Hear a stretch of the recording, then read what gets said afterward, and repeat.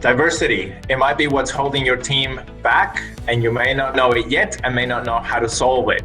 For that reason, I'm really excited to tell you that Data Futurology has established a partnership with She Loves Data, and we're doing a series dedicated on improving diversity in your organization, in your teams, in your workplace, so you can get the most value out of your teams, out of your data, and create products that the market really wants.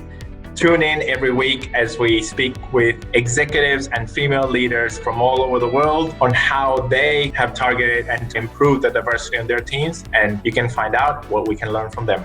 We are thrilled as a She Loves Data to be part of the Data Futurology podcast, where we will showcase some female leaders, but the leaders from tech industry, and we will be talking about strategies, about data, about biases, and about diversity. Join us. I wanted to say a big thank you to our sponsors. One of our sponsors is Shine Solutions Group. Shine Solution Group is a technology consultancy that has been empowering their enterprise and government partners with pragmatic technology solutions for over 20 years. Learn more at shinesolutions.com. Also, a big thank you to SAS, giving you the power to know. Through innovative software and services, SAS empowers and inspires data advocates around the world to transform data into intelligence. Committed to diversity, did you know about the Women in Analytics network that they have? It's a SAS-sponsored networking program aimed to strengthen diversity in the analytics field. Check it out in the show notes below. They're definitely committed to it as they're helping us with this diversity series too. I also would like to tell you about Growing Data. Growing Data is a consultancy that helps organizations unlock the full potential of their data. They work with some of Australia's most successful organizations from finance. They work with people like ANZ Bank, through to biotechnology, companies like CSL, and all the way to construction, working with companies like Metrocon. They help these and many more companies solve their most challenging data-related problems in analytics, machine learning, data engineering, and data governance. While I was at ANZ Bank, I got the pleasure to work with the team at Growing Data, and I can tell you for a fact they are top-notch. I highly recommend Growing Data. Find out more at growingdata.com.au. Also, a big thank you to Talent Insights. Talent Insights are Australia's leading data specialist recruitment business. They are experts in recruitment strategy and delivery for analytics and data teams. They are the go-to recruitment business for all your data roles in Australia, and they can help both with permanent hires and short-term project-focused data resources. I've used Talent Insights in the past, and I've always found them fantastic to work with.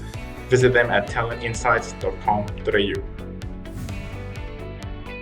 Welcome to episode 3 of our podcast series, She Leads, Getting Real About Leading with Diversity and Data. I'm Renee Gallant. I'm the Global Expansion Lead with She Loves Data, and I'm honored to be the host and moderator for today's discussion, which we've titled Real Talk, the Covid-19 Juggle. Women in Tech talk about the challenges of working from home. Joining me to tackle this very relatable topic today are Kathryn Gulifa, Chief Data and Analytics Officer with Worksafe Victoria, Stuti Sharma, Director, Data Science with Visa, and Stu Garland, Director with Talent Insights, who will not only bring a male perspective, but also some insights from the HR corner. So I'll now invite each of our guests to tell us a little bit more about themselves and their roles at their respective organizations, and perhaps some other details that they feel might be relevant to today's conversation. Kathryn, can we start with you? Sure, thanks Renee. So Kathryn Gulifa, Chief Data and Analytics Officer for Worksafe Victoria. So I lead the intelligence management function that supports the entire organisation with their data and analytics needs. Everything from our health and safety business unit, who are focused on regulating the health and safety standards of the Victorian workforce, and also then the workers' compensation arm of our business and helping injured workers return to work. I'm a mother of two young ones, a almost 3-year-old and a just turned 1-year-old, which has presented its challenges over the course of the last 6 months as well. Thanks, Kathryn. We'll touch on a lot of those things will be relevant in the conversation. Stuti, can we hear a bit more about you? Hi, sure. So hi, everyone. My name is Stuti. I live in Singapore with my husband and a 6-year-old daughter. I'm passionate about data analytics, and I'm an advocate for inclusion and diversity at workplace.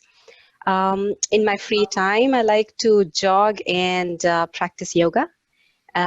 At Visa, I'm a part of Visa Consulting and Analytics team.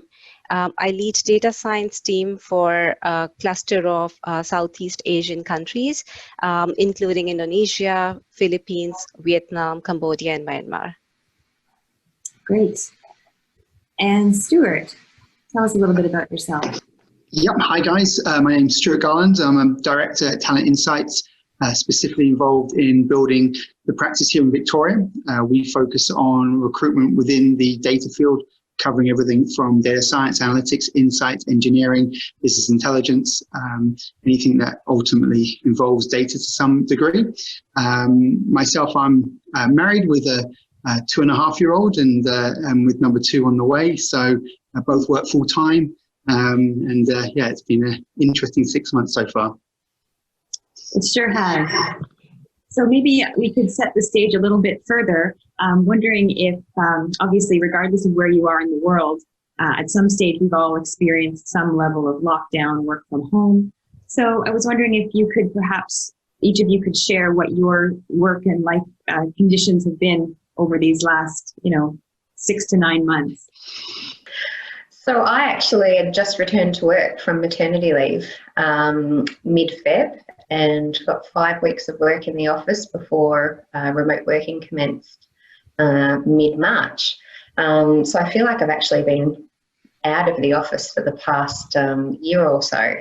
And working from home first time around in sort of March, April, we actually took the kids out of childcare as precaution at the time, and so it was trying to balance full-time work while caring for a 2-year-old and a 6-month-old, which I found honestly really challenging and had many ups and downs from a mental health perspective, both trying to understand my place in the world, having just returned from work, and joining back into an organisation that was facing into very different economic situation and priorities than when I left, and then trying to balance that with nap times and schedules and those sorts of things. So that was really challenging.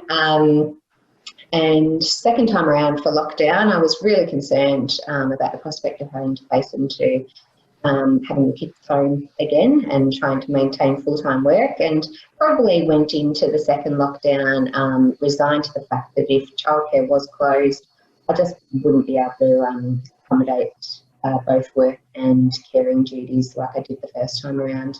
Thankfully, with Worksafe's involvement in the pandemic response, I was able to get a childcare permit this time around and have the kids remain in childcare, but from a workload perspective, it's been thick and fast. So certainly, again, mental health,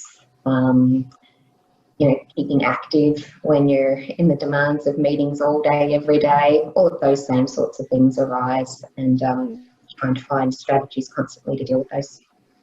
Yeah. Obviously there's so many factors at play. What struck me was that I would imagine that the industry you're working in is facing very particular demands, given that it's workplace safety and health. And sorry, so just I wanted to ask too about the childcare permit. So that means that you were entitled to leave your child in external care. That's interesting. Yeah, we're both full-time workers, my husband and myself, and because of the requirements of my role in helping prioritise internal resourcing and support the operational enforcement of workplace safety throughout the current restrictions, then I was able to get a permit, which was really helpful.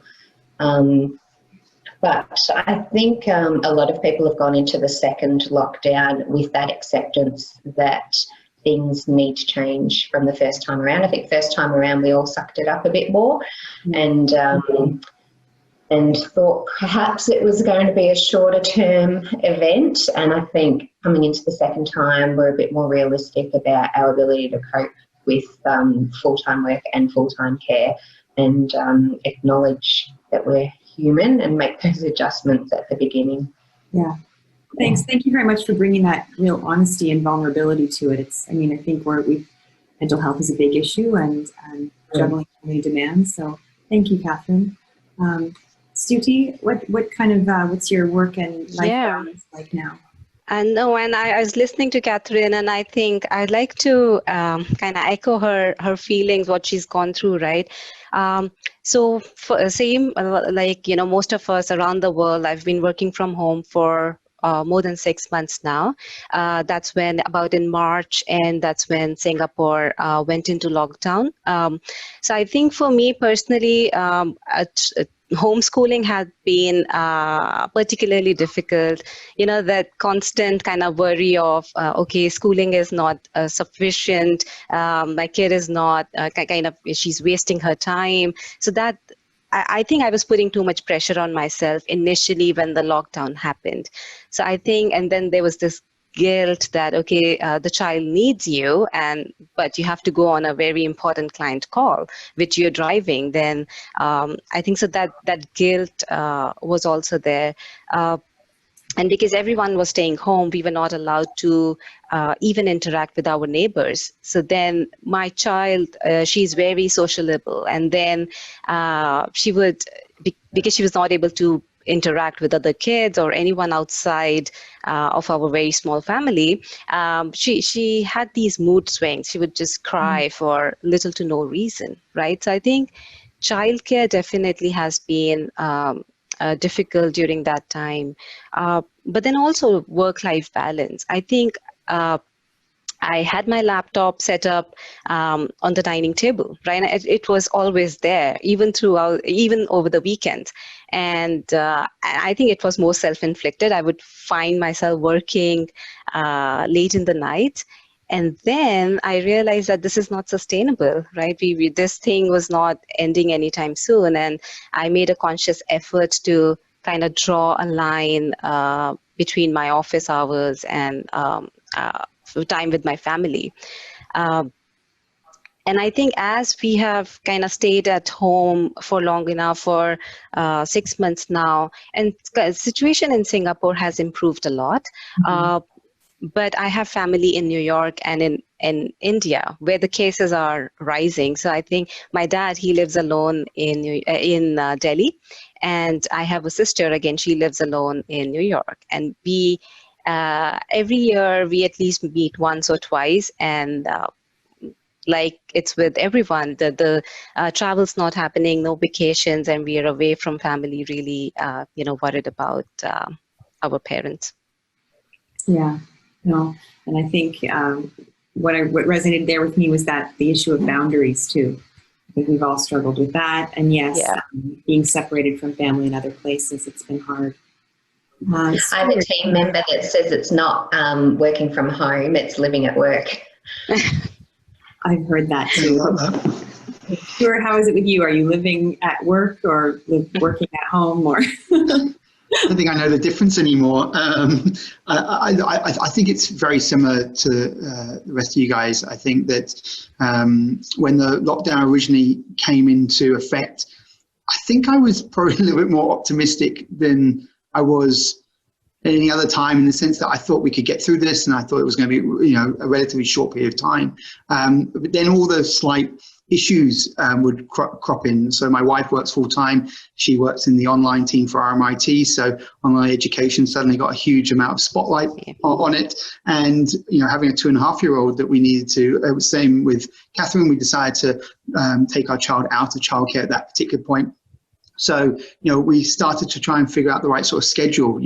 Does someone work one morning and the other person work another afternoon? Do we take alternate days? How do we break up the way in which we have to be a full-time parent and also, full-time worker? And that led to us all grabbing any bit of time we could to work. So that meant that if you were in the morning, every time he'd nap, everyone would be scrambling to do work. As soon as he'd gone to bed, sometimes we'd have the quickest and easiest meal so we could get right back to work, and you're suddenly there until 10, 11, midnight, and we've barely even spoken to each other. So our relationship needed to have a bit of a check-in as well. It wasn't just about drawing a line with work. It was also making sure that we had time to ourselves and time just for us to even just have normal conversations and do normal life things. We found our groove, and we really, I think I was very proud, particularly of my wife. She implemented certain things which worked incredibly well. And then when the second lockdown came in, I think it hit me a lot harder than the first time. I thought I actually had gone for a beer with some friends, and I realized how nice it was. And part of my job is very much human interaction and being in front of people, and that's something as a person I love, and hence why I do what I do. So to now think that it's now been taken away and that there was no real light at the end of the tunnel, I think it really hit me from a mental health perspective a lot harder that second time round. My wife also got a permit.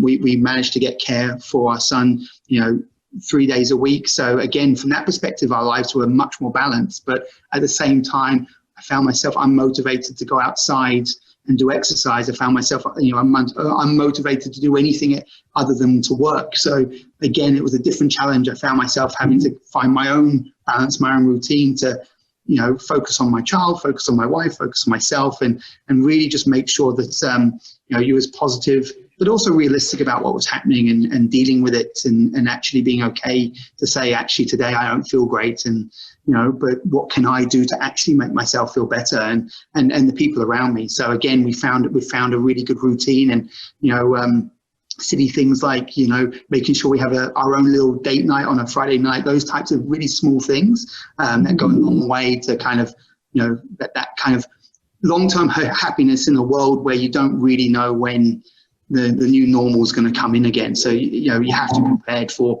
this happening, for the next 2-3 months. And so how are we going to deal with it? So there's definitely been challenges, but it's weirdly been fun to try and solve the puzzle as well sometimes. Well, thank you for ending on that optimistic note, at least for this part of the conversation.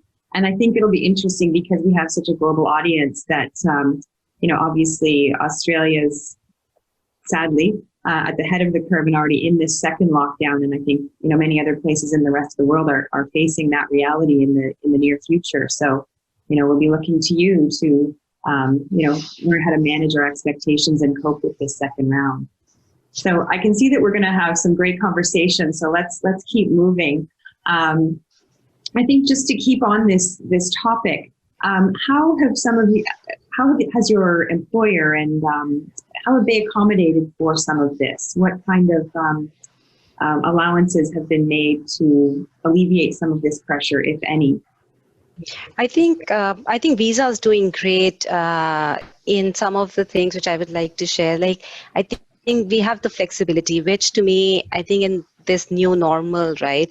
Flexibility is the key. So just taking an example of a colleague in India. So she's both my colleague and her husband, they're working and they have a 14-month-old at home.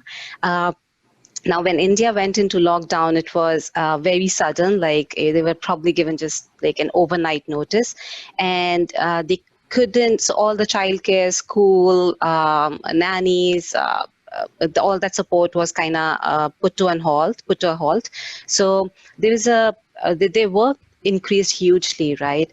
So what they decided to do, they split the work. So they decided that my colleague, she would work 2 hours and then take a break of 2 hours for childcare, and she was able to do that. Visa supported that. So I think flexibility, flexi hours is something which our leaders are quite supportive of, and they're encouraging that.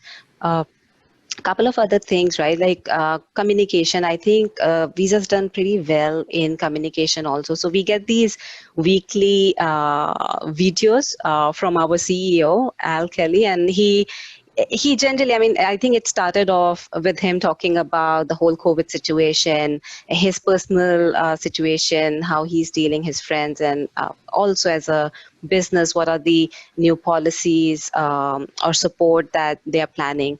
But now I think he's done 27 or 28 of those now, and I don't miss it any week. So it's very supportive, and I think Stu touched upon it, and Kathryn also, I think focus on health is something which our leaders are putting a lot of focus on health. So what they've started, and we've been getting this for about a couple of months now, is something called wellness hours. So every Friday afternoons, we don't schedule any meetings unless it's a client meeting. And people are free to use that time for their family, to finish their work, because we all realize that we just have too many meetings or Zoom calls, video conferences going on as we continue to work from home. So I think a lot of focus on mental health as well. That's very encouraging, and they should be seen as leaders in that regard. Kathryn, did you want to add anything to that? Yeah, I think Worksafe, obviously needs to be seen to be role modelling in this space, given we are the health and safety regulators of Victoria. And I feel really fortunate, A, to still have a job, and B, to be so supported by my organisation, because there have been a lot of initiatives put in place to help people through these times. Similar to Stuti, we do try and celebrate the flexible work arrangements that people do put into place, and showcase those, so that if there are people who are silently suffering, they might feel encouraged by seeing others adopt those flexible hours to do so themselves. And you need to constantly reinforce that with people as well, and get them to adapt. And it's not just those with carer responsibilities too. It's important to encourage all those that are dealing with the challenges of working from home and living at work, to adapt their lifestyles to accommodate and achieve that balance again. We have ergonomic assessments available for home office spaces. There are a lot, the focus started at the beginning on the mental health, and then quickly moved to a lot of the musculoskeletal injuries that were occurring from people not having appropriate setups in their home office space. So we do have ergonomic assessments available to all of our staff to participate in, and we have a corresponding allowance associated with uplifting the home office environment if it is a recommendation of that ergonomic assessment. We have specific leave days allocated, so incremental leave on top of your regular leave balances to accommodate for carer needs, whether it be childcare, homeschooling, or caring for elderly parents, or whatever it might be. That's available to people. And we quickly discovered with that needs to come a corresponding reduction in workload. Because there's no point in people taking time out to take care of family if they then come back to double the workload that's been piling up in their absence. So I think it's been actually a really good circuit breaker to give us the mandate to be really disciplined about looking at what's on our work slate and challenging whether it is aligned with our core remit, and does it absolutely have to be done right now, or can it be deferred to next quarter or the quarter thereafter? And so without that happening at an enterprise level, then it just wouldn't work. So it's important that everybody's getting that communication daily, and our Chief Executive has issued a daily email for the last 6 months since we began our remote working that reinforces again the COVID safe messaging, but also provides updates about wellbeing, access to wellbeing webinars, and celebrating the achievements that we've made throughout such a challenging time. Yeah. Wow, I mean, your workplaces really sound incredibly progressive, and I hope that we have a lot of leadership from other organizations listening in on the call who might take note and who will be looking for examples of how they can really support their staff get through this, because again, I do think that many other countries are going to experience this second wave. sadly, in the near future. So again, of course, our topic is really about women and data and diversity, and we've really kind of focused on a particular, the McKinsey article that was discussed in the previous episode, which of course highlights that women are, seemingly experiencing almost a regression when it comes to gender parity issues. And it's highlighting things that, obviously everybody's life has been impacted, but that women's jobs and livelihoods seem to be more vulnerable. And some of the statistics that have been covered are things like that women's jobs are 1.8 times more vulnerable to this crisis than men's. And that while women make up about 40% of the global employment, they're accounting for 54% of the job losses. So obviously women in data and tech are already underrepresented. And I'm curious to hear from particularly Kathryn and Stuti about how they're seeing women navigate this time, both in a data industry, but also in data roles. And if they're faring any better, any worse.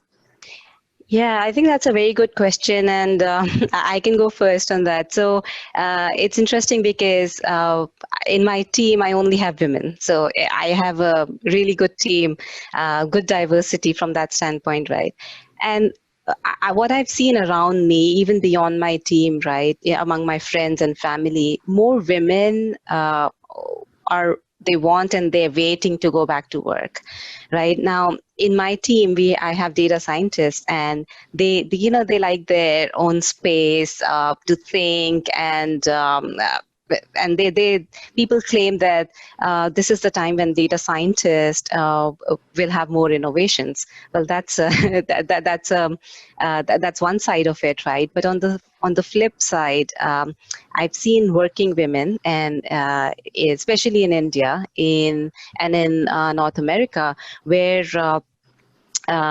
kids have stayed home longer than some of the countries like Singapore, right? So some of these working women, my friends, they've worked out a flexible work arrangement with their employers, and their plan is to get back to a full-time job once the situation gets better.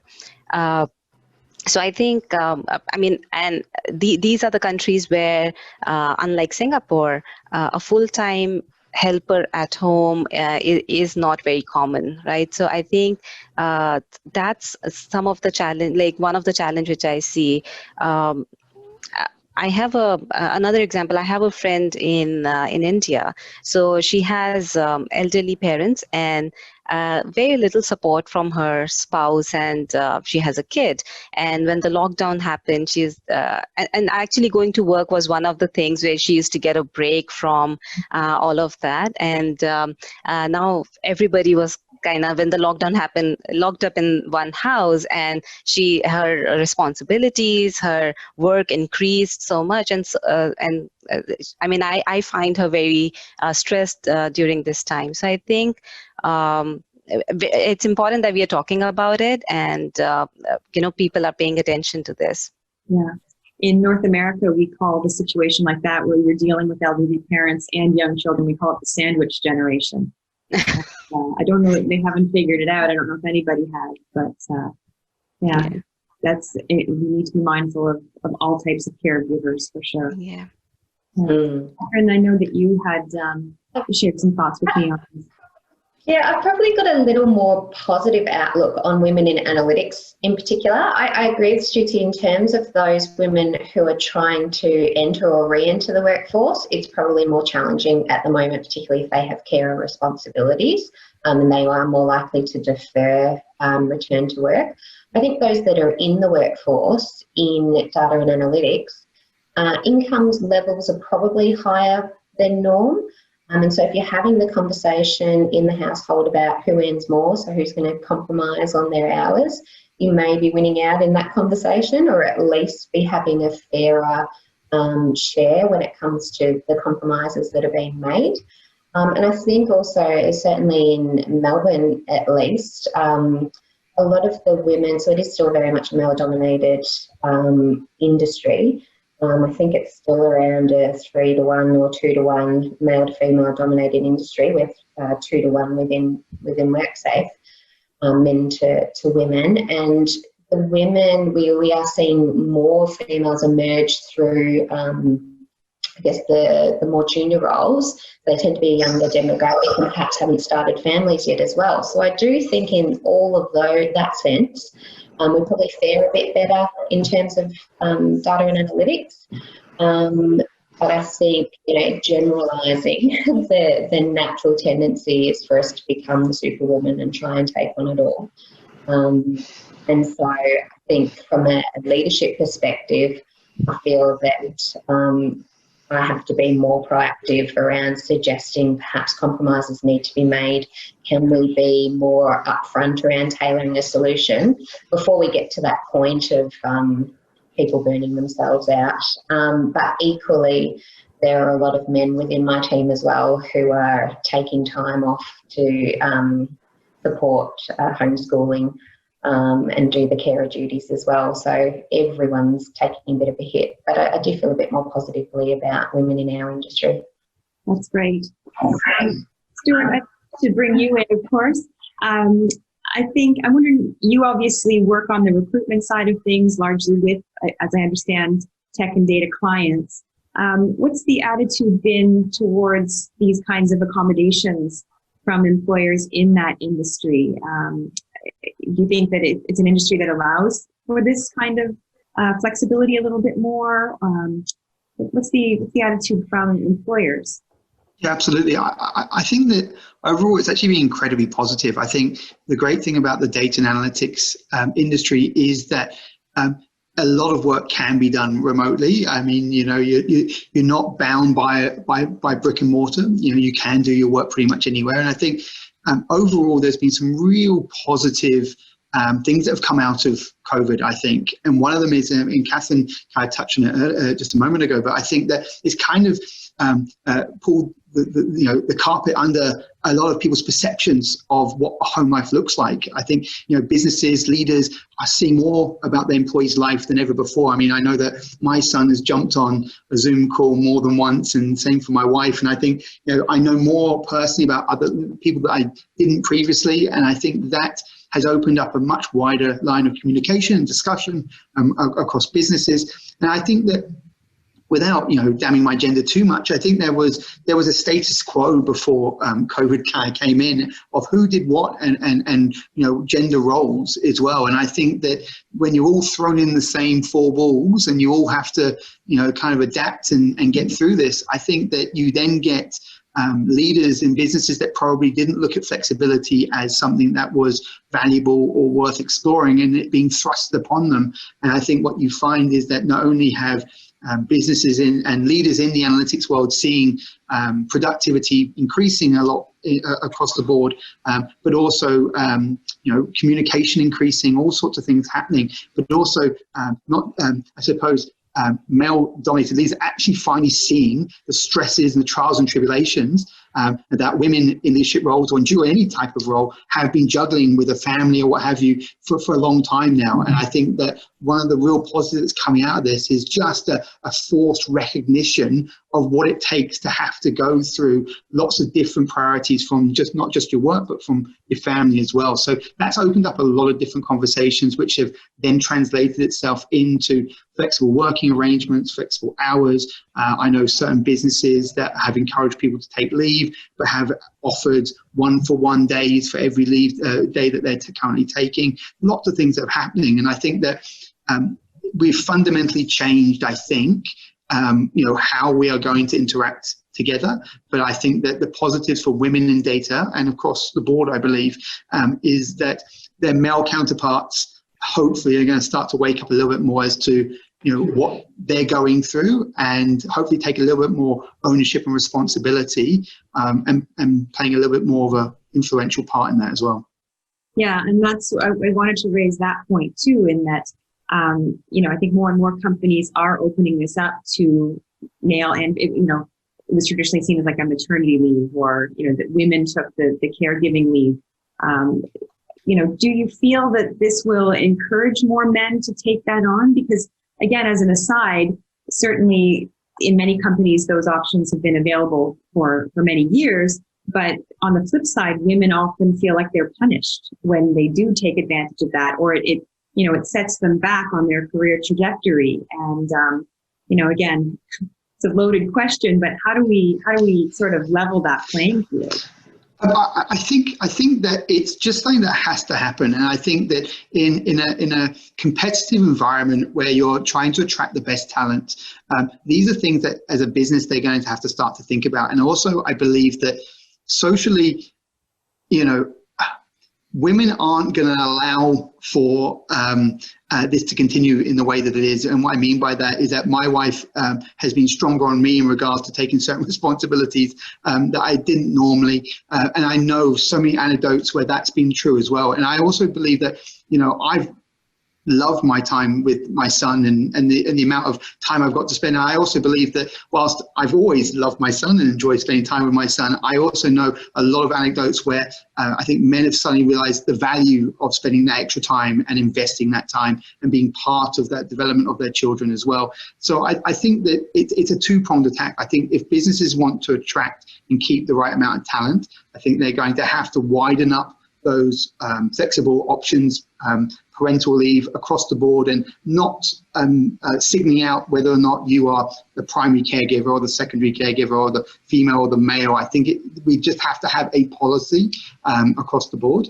But I also believe that as men and as women, mainly as men, I think we also have to start stepping up to the plate, because I think there's been a social shift now, and there's an expectation that the men play an equal part in this, because we've been doing it now. So I don't think there's an ability to go back from that. And I think that not only will that help the family unit, I believe, but also when it comes to promotions and women's careers, if we are, I think it's our responsibility as men to take advantage of these policies that are in place, and I suppose the way that we can advocate this change is by being inclusive in accepting this flexibility and not just burying ourselves into work and ignoring that. But I think if we start actually accepting and enjoying these policies as well, the more we can be on an equal footing from that regard,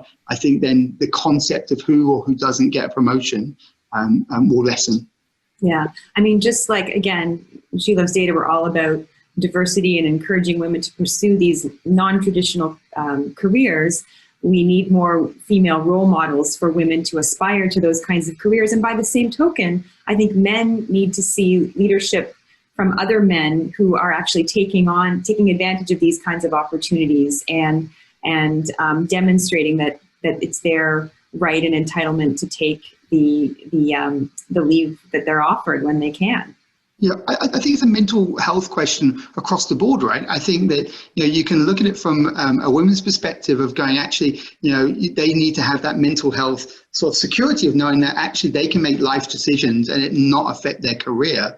But at the same time, from a men's perspective, they need to have that kind of mental health check to go, it's okay for me to take that step back as well. It's actually, you kind of need to balance it out and actually make it still socially acceptable for both parties to be able to reach the mark they want to reach to. And I think, that is absolutely one of the benefits that have come out of this pandemic, I think, which is a weird thing to think about. But I think men have started to really realize that actually, being at home, looking after your children is an enjoyable and, something that you should be striving towards, not avoiding. It's so good to hear, Stu. And I think it just reminds me of my own reflection of my journey of vulnerability and humility through all of this as well. I think if you get forced to expose your true self, whether it's, through the act of stopping or getting up and doing your hair and wearing makeup for a period of time in the early days of lockdown, and just admitting that you're not in the best headspace on any given day. And I think, it seems like from your story as well that a lot of us have gone through that journey of sort of facing into the realities of our roles and the drivers of and motivators of our happiness, and are coming to terms with new life choices that we're making. And hearing that just makes me feel really positive about the future. Yeah, absolutely. So I'm conscious we've had some great conversations, a couple more things we want to cover. Just curious, maybe I'll start with you, Stuti. What do you think? Do you think that the work from home and this flexibility is going to be the new norm? Or do you think that, when this is all over, we'll revert back to the more traditional office hours, working in an office? Right, and that's a good question, right? Because so I personally, I like people around me. I just love that routine of what Kathryn said, getting up in the morning, getting dressed and going to work. See, when I look at even in Singapore, when the cases are really, we hardly have any new cases. In new COVID cases in Singapore, but still what we're hearing from the leadership team is that we're not returning to work at least this year. And even the government messages are also, even if you're returning to work, not more than half of the workforce can return, not more than half of the week. So there are, so at least nothing's happening in the near future this year.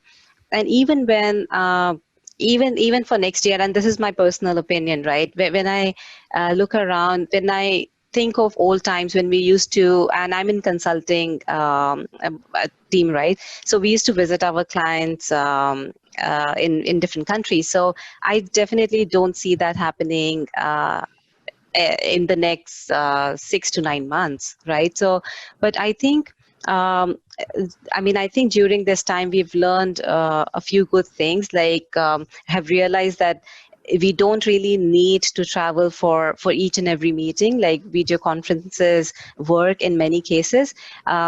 Although, it's better for relationship building if you meet somebody in person, but some meetings are avoidable. So I think we've learned our lessons also.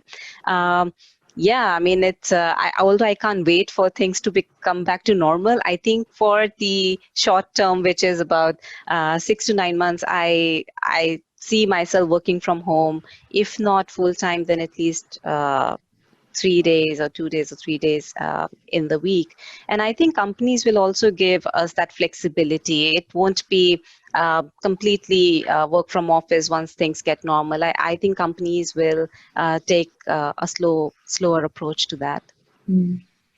Kathryn, what are your thoughts on that? I don't think it will ever go back to normal, and I hope it doesn't go back to normal. I think there are some very good things that have come out of all of this, as we've spoken about, sort of normalising flexible work arrangements and remote working. I think part of it works today because everyone's doing it, so I'll be interested to see whether that holds true when you do get a lot of people going back into the office. But as Stuti said, we're not going to be able to accommodate 100% capacity in the office in any time in the near term anyway. So there will be some presence that remains remote working.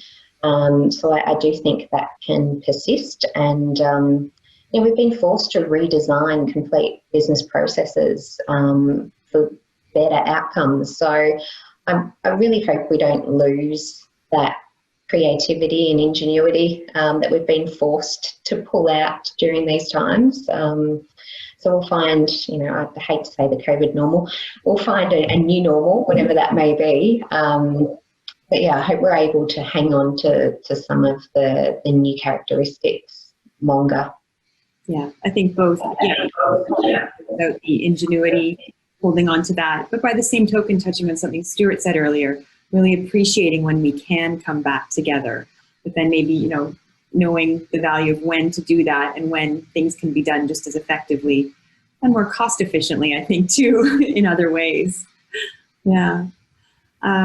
So again, we are coming close to the end of our time, and I think this has been actually a very positive conversation. I'm really encouraged, but I do want to be sure we end on a positive note. And so with that in mind, and knowing that we perhaps do have a long road with COVID ahead of us, I wondered if each of you might want to share just a word or two of encouragement or support for our listeners. And that can be either to your, our fellow female professionals and also to our male allies.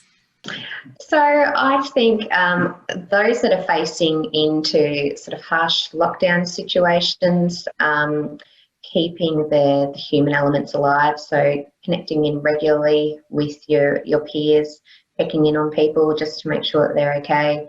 Lots of face-to-face. So if you're not doing it already, if you're in meetings, put your camera on. Just being able to look people in the eye, even if it's virtually, makes a big difference. And, you know, it's 1 year in a lifetime. We will get through it. And as I said, lots of good things will come out of this. So let's try and hang on to those good things and then bring back in the great things that we're missing, like family and friends. Thanks for that. I think that's absolutely right. I think embrace it to a certain degree. I think find your routine, find the things that make you happy. You know, stay in touch. Communication is so important. I think that, as Kathryn said, it's a relatively short period of time, but so much can be achieved out of this. And I think that one of the positive things I'm taking out of this is that this now, the way in which we work, the way in which your career can now move is fundamentally changed forever, in my opinion. I think employers that do not embrace what's happening right now are going to lose their staff, lose their talented staff. I think that from a women's perspective, from a male ally's perspective, this is an opportunity to make sure that your business does not regress from this. You know, there is an opportunity here to fundamentally change how the company operates for the better. And don't let anyone take that away from you, because, you know, this is something that we should always embrace. And I think that we've craved for years to come, and it's taken a pandemic to get here. But what I believe we're finally here, and it's about striking the right balance. So, you know, I would say stay strong, stay positive, and whatever you do, don't let your business get away with going back to the old normal and embrace the new normal. Very good points by Kathryn and Stu, right? And I think I'll echo the same. Stay positive, take one day at a time, and I mean, look for the positive things during this time as well. Great. Thank you all so much. We do have to wrap things up. We're at the end of today's podcast. So again, thank you to Kathryn and Stuart and Stuti. Not only did you bring your professional expertise, but you really brought your whole selves to the conversation today, and I really appreciate that, and I'm sure our audience members will too. So I'd also like to again thank Data Futurology for joining forces with She Loves Data to create She Leads, Getting Real About Leading with Diversity in Data series. We have a terrific lineup of speakers to come in the future, so we hope that you'll stay tuned and to learn more about the critical role that diversity has to play in the future of tech and data. Thanks so much, and we look forward to seeing you again. Thanks, Renee. Thank you.